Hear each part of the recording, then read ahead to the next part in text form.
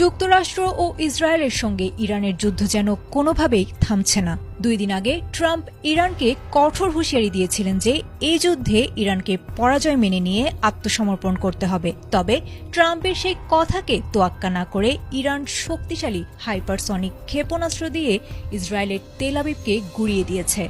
যুদ্ধের এমন পরিস্থিতিতে ইরানের সবচেয়ে বেশি ক্ষতি হলেও নাকানি চুবানি খাচ্ছে ট্রাম্প ও নেতানিয়াহু। ইরানকে দমাতে ট্রাম্প পারমাণবিক অস্ত্র ছাড়া সবকিছুই ব্যবহার করে ফেলেছে। তারপরও ইরান যুক্তরাষ্ট্র ও ইসরায়েলের চোখে চোখ রেখে যুদ্ধ চালিয়ে যাচ্ছে। ট্রাম্প গণমাধ্যমের সামনে এই যুদ্ধে নিজেদেরকে বিজয়ী ঘোষণা করলেও তার মুখের ফাঁকা বলি কেউই শুনছে না।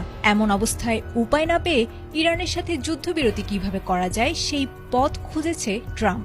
ইরানের পাল্টা হামলায় যখন ইসরায়েল অনেকটাই দিশেহারা, ঠিক এমন পরিস্থিতিতে ডোনাল্ড ট্রাম্প জানিয়েছেন ইরানের সঙ্গে চলমান যুদ্ধ কখন শেষ হবে সেই সিদ্ধান্ত তিনি ইসরায়েলের প্রধানমন্ত্রী বেনিয়ামিন নেতানিয়াহুর সঙ্গে আলোচনার মাধ্যমেই নেবেন। তবে যুক্তরাষ্ট্রের যুদ্ধবিরতির প্রস্তাব অনেক আগেই নাকচ করে দিয়ে ট্রাম্পকে কঠোর হুঁশিয়ারি দিয়েছে ইরান।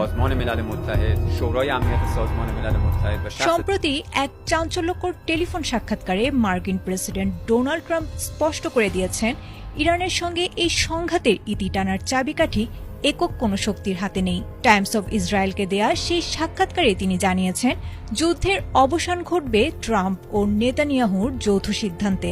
ট্রাম্পের ভাষায় এটি কোনো একতরফা বিষয় নয়, বরং বাস্তবতার নিরিখে দুই বন্ধু রাষ্ট্রের সমন্বিত পদক্ষেপ।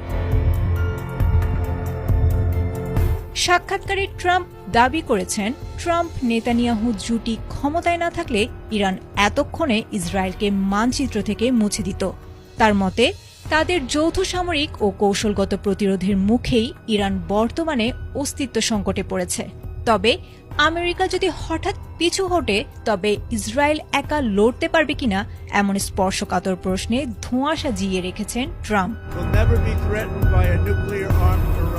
বিশ্লেষকদের মতে ট্রাম্পের এই মন্তব্য কেবল যুদ্ধের ভবিষ্যৎ নয়, বরং মধ্যপ্রাচ্যে ইরানের প্রভাব চিরতরে গুঁড়িয়ে দেওয়ার একটি চূড়ান্ত সংকেত। ট্রাম্প ও নেতানিয়াহুর এই যৌথ সিদ্ধান্ত শেষ পর্যন্ত ইরানকে কোন পরিণতির দিকে নিয়ে যায় এবং বিশ্ব রাজনীতিতে কী ধরনের কম্পন সৃষ্টি করে, এখন সেটি দেখার বিষয়।